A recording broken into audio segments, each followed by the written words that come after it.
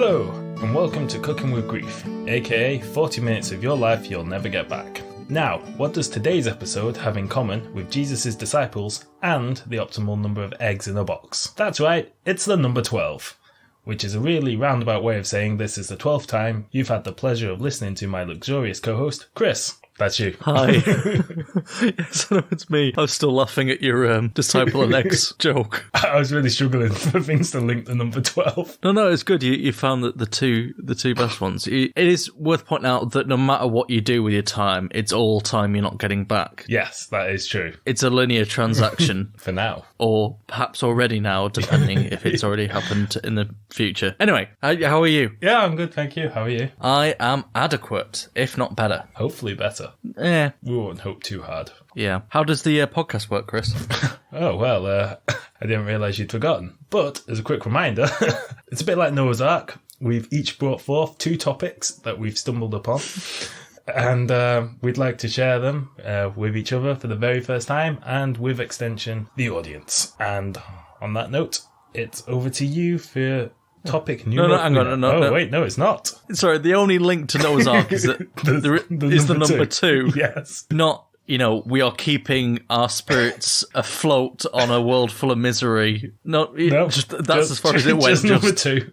Just 2 animals, 2 topics each. That'll do.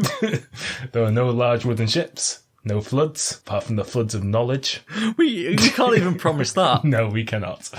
Have you got a Kurt Russell fact before we get going? Of course not. Okay, great. Anyway, over to you on this slick professional note. Okay, so this week I went to a restaurant called the Golden Shower. Did you really? I did actually. I didn't pick the restaurant, but it was recommended. By who? By the person I was going to the restaurant with. Somebody said to you, let's go to the Golden Shower, and you were like, okay. Look, they did say, look, I know it's a dodgy name, but they do good food. Also, I'd like to piss on you. Well, look, a job interview is a job interview, and in this market, but it did get me thinking about awful restaurant names, whether they're accidental or mistranslations, or sometimes they're on purpose in an effort to stand out from the more mundane crowd of the Red Lion pubs or, I don't know, Rose and Crowns or whatever. Can I just ask what type of food this was? It's all Chinese food. I recommend the Chili King prawns. But... based on my experiences with the Golden Shower, for my first topic, we're going to play a little game I'm calling Place to Nosh or Not a Place. I'm going to give you the names of 10 restaurants, 5 real and 5 fake. You tell me if it's real or not. Okay. You get a point if you're right, I get it wrong, and I score a point, so we'll finally see who is the undisputed champion of Place to Nosh or Not a Place. Oh, I'm looking forward to this. Number 1, Squat and Gobble. Not a place. You're saying it's fake? Yes. Squat and Gobble is real. It's a crepe restaurant in San Francisco, and diners are forced at gunpoint to eat their delicious chocolate-covered crepes, both squatting and gobbling. Table for 2, please. The being forced to eat at gunpoint thing isn't real? Isn't real. That's my humorous addition. Well, it's just because you never know. Once you've gone into the realm of silliness that is squat and gobble, plus American gun laws, like being forced to eat at gunpoint could be a reasonable thing. No, this is liberal San Francisco. No one owns a gun in San Francisco. Okay. Until we get loads of comments saying, hey, I live in San Francisco and I need guns to ward off bears? Yeah, why not? Fires? Microsoft employees? I don't know. Anyway, so that's a point for me. Number 2, Dirty Dick's. Oh, place to nosh. It is indeed a place to nosh. Hey. Dirty Dick's Crab House is a chain of seafood establishments in Florida. Just Excellent. one bite of Dirty Dick's crabs and you'll be itching for more. It should get a job in sales. All right, 1 each. Number 3, the Juicy Spit Roast. Oh, not a place. You're right, it is fake. Juicy Spit Roast, why not try the Eiffel Tower burger and meet in the middle? Possibly with a high five. Number 4, Ass to Mouth. There's no way that's a place. It's a popular restaurant in Snootington-on-Thames serving donkey meat, most famous for their sizzling Eeyore on rye. And it's fake. It's not a place called Ass to Mouth. Of course it's fake. Okay, another point for you. I'm going to lose this badly. The Tit and Thrush. I don't know. That sounds like it could be a pub. I'm going to say it's real. It's a homely pub on the Yorkshire Moors run by Dan and Jean Thrush. And then it was a runner-up in the North Yorkshire Fanciful Eateries competition. It was fake. Oh, what? Number 6, Hitler's Cross. Wait, is that the name, or are you just stating a fact? Isn't he just? I'm going to say it's real just because it's too stupid to make up. Oh, poorly you know me. But you're right, it is real. It's an unfortunately named Indian restaurant. You think he's cross What? now? Wait till he sees the prizes. How did that... What? Why'd that be a name of an Indian restaurant? I don't know. The front advertising is adorned with swastikas. It does not look like an inviting place to eat. Well, there's that thing where, like, swastikas in, like, Hinduism and Buddhism, I think. It's like a... it's just a symbol. It's like, no... So they've sort of gone with that, and then when you combine... Yeah, exactly. It's like, if there's just a hidden Indian restaurant adorned with swastikas, you'd probably be like, oh, no, it's just whatever. It's, means a different thing in that culture. Yeah, and then it's like, oh, but it also... named after Adolf Hitler. Right, great. Oh, no, it didn't specify it was Adolf. It could be different. Oh, it could be any Hitler. But, he does get top Google search with that name. True. Okay, number 7, Hung Far Low. Real. You're right, that is real. It's a Chinese restaurant in Portland, Oregon. Try the veal. It's pendulous. Okay, number 8, You Vile Pigs. Again, is that a name, or you're just really angry? Or is that what Hitler was saying? You vile pigs.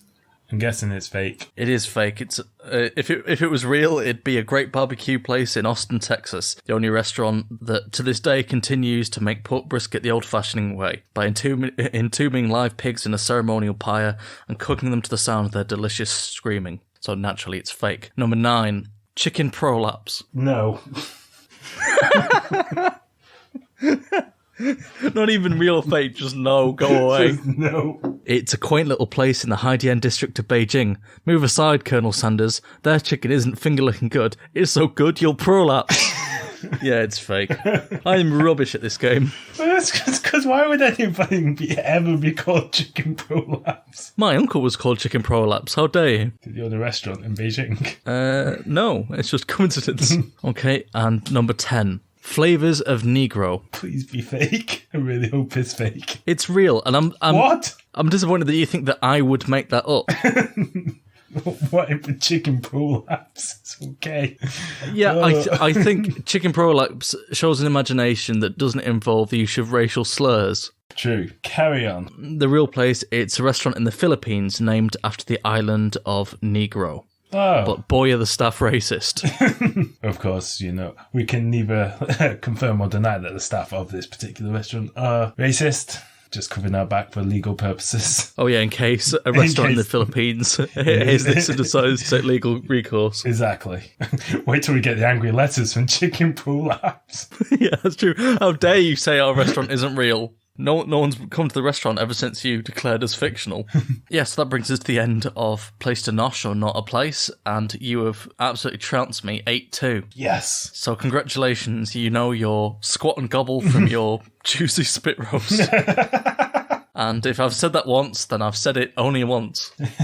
So that's my first topic over and done with. Chris, what have you got for us for your first one? Well, it's no Chicken Prolapse, I can tell you that much. Very few things are. So I'd like to start off by just talking about a story I read a while back on the BBC News. So, it's all very legit and whatnot. And it's about scientists who are studying public toilets. And what they're particularly studying is splashback from urinals. Because, you have a pee. Some of it always bounces somewhere you weren't intending. So they're trying to work out why that happens and how you can make a more hygienic toilet to to stop that, because piss splashing around is not ideal. To quote the scientists. Yeah, well, these are scientists from Brigham Young University, physicists who specialise in fluid dynamics. It's all very... above board. Very technical, yeah. But my favourite part of the article is the fact that they have to recreate all these situations so they can test and model. So to do that, they had to make a simulator, so they could fire water. I hope it was water rather than pee, at test urinals and keep it all consistent. And this was given in this article, again, BBC, very highbrow. So this was given with no comment, but the machine they use to simulate this is called the Water Angle Navigation Guide. And it's capitalised. And again, this is given with no comment, but the acronym, of course, is the WANG. So these scientists built a wang so that they could test the splashback for a scientific project. They had to secure funding for this. And again, my favourite part about this is the fact that the BBC does not comment in any way on the fact that it's called the wang, or even highlight it. It just capitalises the first letter of the word. No. They don't mention it in the draft that eventually made it to publication. Yeah. The first draft would have been rife with dick jokes. Oh yeah, they knew what they were doing. There's no way they included that with the capitals without knowing that was going to be picked up on. But it just got me thinking about, some more excellent acronyms that exist in the world. Because, these scientists, they were obviously they're applying for funding and whatnot, and they saw their chance to make a dick joke and they went for it. So there's just some others I'd like to draw your attention to, and if you've got any yourself that you know of, let me know. So the first one I'd like to talk about is, for years, they've since changed their name in recent times, but from 1946 until 2006, the Cosmetic Surgeon Union in the UK was called the British Association of Plastic Surgeons, or BAPS. Yeah, they changed it they added reconstructive in there, so it's like BAPRUS now. Yeah, that was one of my favourite ones. In life, you have to take these opportunities. If you are on the panel that gets to decide what your acronym is, that's going to be on headed notepaper, on business cards, and all official documentation, particularly anything scientific-based that's going to end up in academic papers, you have to have a silly acronym. No, I agree. Also, though, it turns out if you're the UK police, so the IT system used by the UK police force is called the Home Office Large Major Inquiry System, or HOMES, i.e. Sherlock Holmes. Bunch of nerds, a lot of them. Yeah. Again, they saw each other. I mean, it's not exactly like Home Office Large Major Inquiry System. Like, large and major are basically synonyms. Like, they didn't stumble on this accidentally. No, it's so like wedged in. Like, it's when they're natural. Like, BAPS. I can get behind that one because all the words actually deserve their place in the acronym. Holmes is pushing it. It was an accident as well. Even better, That's yeah. why they changed it eventually. So, do you remember Donald Trump's random tweet one night that just said "Covfefe"? Yes. And nobody knew what it meant, and it was only slightly more insane than his usual ramblings. Well, 2 weeks after that, a Democrat representative called for legislation that would basically amend the Presidential Records Act to include social media, so that, because all official presidential documents are sort of retained for posterity. Or torn up as covered earlier on Cooking with Ruth. That too. But, it would require tweets would be preserved and immortalised. Well, he called the act that he filed the Communications over Various Feeds Electronically for Engagement, which again spells out Covfefe. Yeah, that'll show him. That's how you bring down a tyrant. Petty puns. Yeah, petty puns. It's my kind of resistance. I'm no good at that sort of. Yeah, exactly. You're saying that sarcastically, but it's a lot easier to do that. Yeah, if the pun is mightier than the guerrilla warfare, then I've got a chance of earning a place in the resistance. And on that note, Chris, will you please dig us out of this hole of acronyms? I'll try my best. But first, I'll ask you, have you ever had a problem with your neighbours? No, it's weird in that I've lived in this flat for a year now and I have yet to speak to a single neighbour. That's healthy, I guess. Better that than screaming rounds, I guess. Well, that's good that, I'm glad you've not had any problem with your neighbours, because a man in the Japanese city of Sapporo definitely did. At around 2 a.m, he was woken up by a repeated banging on the exterior wall of his apartment building. When the noise had continued for an hour, he decided to call the police. What they found was not, someone drunk and throwing a ball against the apartment or whatever. They found a dead octopus which had been thrown against the building's wall repeatedly. And this is a quote from the police officer. The octopus was uncooked and the carcass was in pieces, although it's unclear if that damage was due to from being tossed against the building over and over, or if it had been cut into pieces by the perpetrator in order to be easier to throw. How hard do you have to throw an octopus for it to make a noise through a wall? No, they're quite wet, so I imagine there's a decent slap, and if it's all in one piece, then the tentacles hitting, there's reverberation of an octopus in a way that there isn't with a squirrel, for example. You sound like a man who knows. I've just done my research with this topic. I don't know what you're talking about. Was this a romantic gesture gone wrong? Is it, a bizarre interpretation of a rom-com scene where like, they throw, I don't know, a stone at the window, but he didn't have any of them, so I had to throw an octopus. But he did have an octopus. We've all been there. Is this what modern art is? Is this the Japanese Banksy using octopodes, octopuses? I don't know. As his paintbrush? I don't know. Is Cthulhu not as intimidating as what we all thought it'd be? His invasion was just a bit sort of lackluster. Or was it just classic insanity? It's a weird one. It's a weird thing to do. It's a weird thing to wake up to. Imagine having to be the guy writing up that police report. I don't know, if you're the police, are you quite relieved that it's just a destroyed squid and not a horrific murder? No, not a squid. You said it was an octopus. Oh yeah, sorry. Be accurate. I can't believe anything you say now. There's inconsistencies in your story. You chose the wrong cephalopod. If you said that to me once. Alright then, if you were trying to get the attention of someone in a second floor apartment but you could only use an animal to get their attention, what animal would you choose? So it's got to be light enough to be able to throw with accuracy. Oh, I was going to say elephant and get it to trumpet. No, you have to throw it because you want to have to throw it. You want to wake up one specific person, but not the whole apartment. Woodpecker. I'd choose a woodpecker. The problem with flying things is that you'd have to bind them so they don't fly off, which is just an extra act of cruelty on top of this litany of charges. I don't know then. I mean, second story, that's quite a throw. So it has to be quite light. So maybe like a shrew? No, you want something that will make a thud though, so you want something like a mini armadillo. This is just unbelievably cruel, though. I don't want to throw a mini armadillo. I think that the word you're looking for is baby armadillo. That's even worse. Is it? I think it's all just as bad. You're going for a baby armadillo? What kind of savage are you? I'm a savage who needs to urgently deliver a message before 2006 and the advent of mobile phones, and who has no access to small pebbles. But apparently excessive access to armadillos. I always carry one with me in case I get peckish. I don't know why I said armadillo instead of turtle. But anyway, carry on. I feel like the armadillo is more likely to survive the encounter. Yeah, true. I don't know what I'm basing that on.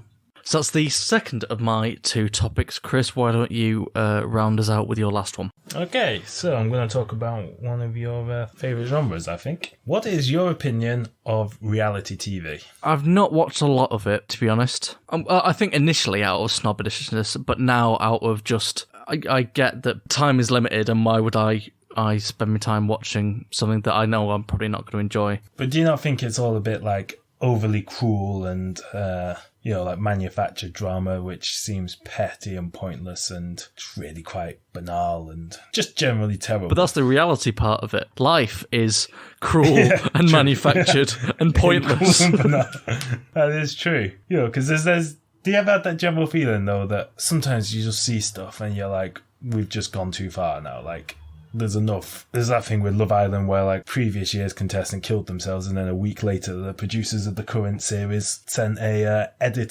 carefully edited clip to one of the girls in the house that made it look like her boyfriend wanted to cheat on her. That seems pretty cruel. But this has nothing. It turns out that reality TV, I was going to say peaked, but I'd say more troughed. In 2005, where there's a show... Well, apparently they filmed 6 episodes, but they only actually aired 1 because it was so terrible and cruel, called Who's Your Daddy? I can see where it's going, but I don't like the retroughening. The premise was that an adult who had been adopted as a child was put in a room with their biological father and 24 other men, and they had to work out which one was their real dad. That's less bad than I was imagining, which I don't know what that says about my psyche. I thought you were going to go, it's that setup, but it's a dating show, and there's a chance they could accidentally hook up with their biological dad. That's amazing. Awful, but amazing. Like old boy version of reality TV. No matter how bad the world gets, I really hope that one never passes any sort of focus group and gets to screen testing stage. Give it 2 years, mate. Honestly, it has almost certainly been thought of by a TV executive. Was it you that told me about Naked Attraction? Yes. Yeah, that's to me I fully accept that I am out of the cultural zeitgeist and have been all my life, but that just seemed to me the most, I don't know, just depressing thing to watch. It's odd that anyone could describe nudity as depressing, but... No, that's like, arguably, at least that's relatively pure. Like, you know what you're getting into. There's no sort of, like, hidden cruelty. I have a weird thing with Love Island in that I'd never ever actually choose to watch it, but because my girlfriend likes it, I end up watching it whenever she does, and just getting really into it. I couldn't help myself. Like, you just no idea who anybody is, but I'm like watching it in one episode in, I'm like, what a bitch! I can't believe that guy did that. Oh my god. Well, that's the problem with it, because they might be morally questionable, but they are structurally well made and compelling to a large number of people. And I've not seen Love Island, so I can't comment on the actual sort of intricacies. It's sort of human relationships just played to the nth degree. And I think that's what's compelling about them. Yeah, well, that's what's really kind of messed up, though, is that it is obviously they sort of know what they're getting into, because they basically took a bunch of beautiful people and stuck them on an island and said, get busy. But it is kind of weird in that, because they have to, like, couple up. But then the producers, like, deliberately, like, throw in stuff where two people who aren't coupled, you know, who are from separate couples, have to go on a date, and then that just means the the person left behind spends like hours worrying if they're being cheated on TV. It's the manipulation side of it which seems odd. The brilliant thing about Love Island this year was that there was a girl on it called Danny Dyer, who is Danny Dyer's daughter, and sounds just like Danny Dyer. Danny Dyer. Is she also a prat? I don't know, I can't remember. Honestly, I just like the idea of naming your daughter after yourself. Like, not even bothering to change the name. Like, I just really like that concept. Is it at least I instead of Y? I think so. But obviously, phonetically, it's the same. Yeah, I'm sure he considered that nuance as well. Is it any different to calling it, like, your kid your name Junior, though? No, exactly. It's the same, but somehow better. And worse. It's like in America, they have loads of people called, like, something the third. It's like, yeah. Like they get like delusions of grandeur. Robert Griffin III. Jeff Beauregard Sessions III, who's the attorney goblin. Exactly. Although I did like in an episode of Friends where they called the guy called his kid Frank. He's called Frank Jr. after his father Frank, so his kid was called Frank Jr. Yeah, I've got no problems with that. I think with reality TV though, its objectives are never that pure. You can have like pure moments on the show, but the producers set it up knowing full well that what they want is to cause as much misery and conflict because it makes good TV. Yeah, I don't know psychologically, like. We're venerating stupid people. No, that's really unfair. Not stupid people. But there's not like Academics Island, you know what I mean? Oh no, apparently there is a... Sorry to shit on your entire premise. Shit away, my friend. No, there's... I haven't seen it, but again, BBC News article actually, I think it was. There's a show in Japan got really popular all around the world, and people started calling it like the anti-Love Island because it's just like 6 people living in a house. They're free to leave at any time. There's no manufactured drama. Apparently, partly because like Japanese culture and stuff, they're just all insanely polite to each other, and there's no no manufactured drama. Some of them started dating, like 2 of the contestants started dating, but then like it didn't work out, but it was no big deal, and they stayed friendly. Like there's just all of that, and it is basically just like 6 nice people. I like the sound of that more, but then that marks me out as an inherently boring person because I like when people are nice and get along. On the subject of sort of morally dubious ones, I think there was a Big Brother style reality TV show in the Netherlands, I think. The premise was it was like 10 strangers enter a house and they compete in challenges and have to live together. But their special twist on it was all the contestants were in desperate need of a kidney transplant, and the top prize was... What? Was their kidney? Was the kidney. For the money you put into the show, could you not have...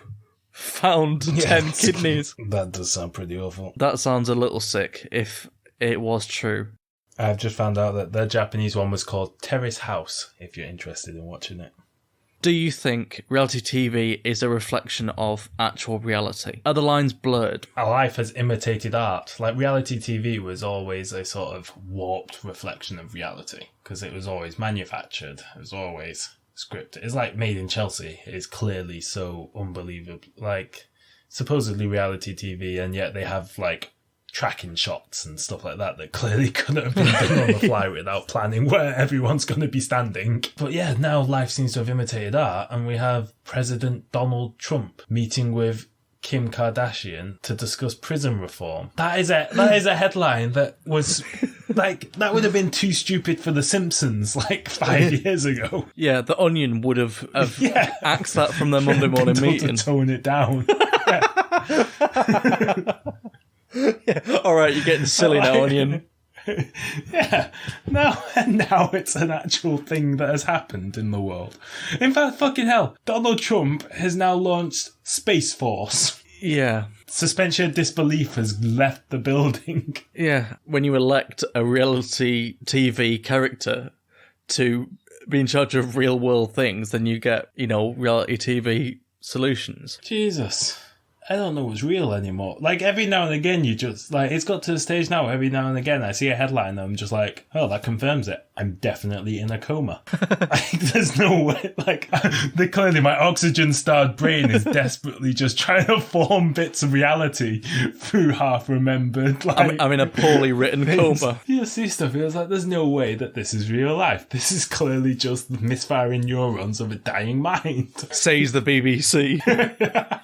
Every now and again, you just see stuff and you're just like, what the fuck is happening? Yeah, the cryogenic pod you froze yourself in to escape the purge of the humans from the mutant rats has lost power, and you're slowly draining out on your backup generator, going, "You're Kim Kardashian prison reform." Yeah, just random words, just as the universe itself just crumples in a sort of mega stroke. Yeah, it's like if this was the Matrix, this is when the machines have just been taken over by a teenager on The Sims who's just cruelly like messing about with everybody. Yeah, that's it. Modern life, including reality TV, is just the equivalent of what everyone did in The Sims, which is, pointless cruelty. Dropping us in a pool and deleting the escape ladder, and we are just treading water as we get tireder and tireder. It is just a carnival of nothing. So just to summarise, my answer to your question, reality TV, 5 out of 10.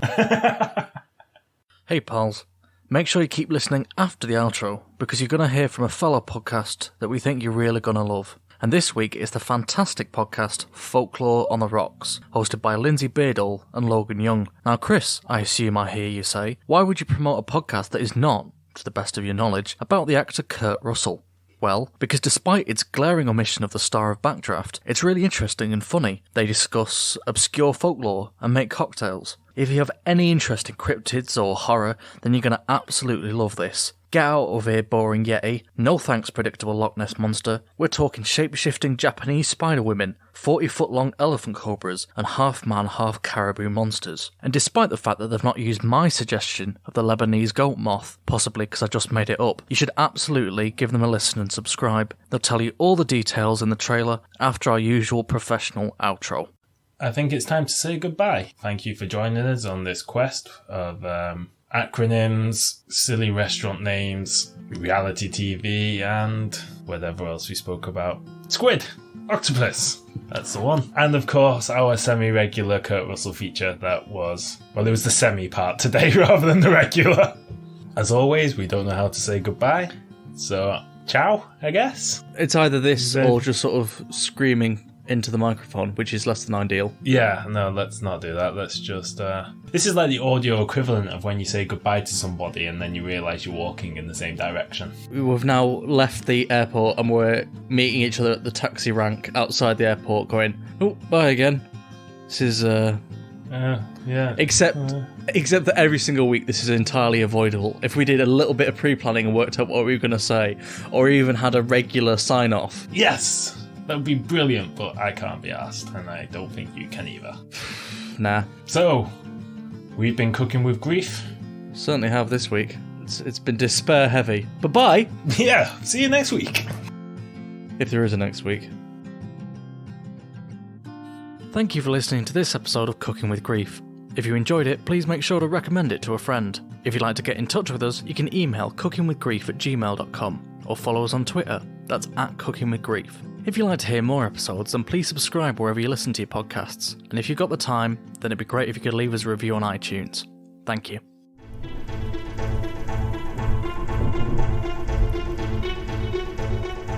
Hi there, I'm Logan. And I'm Lindsay.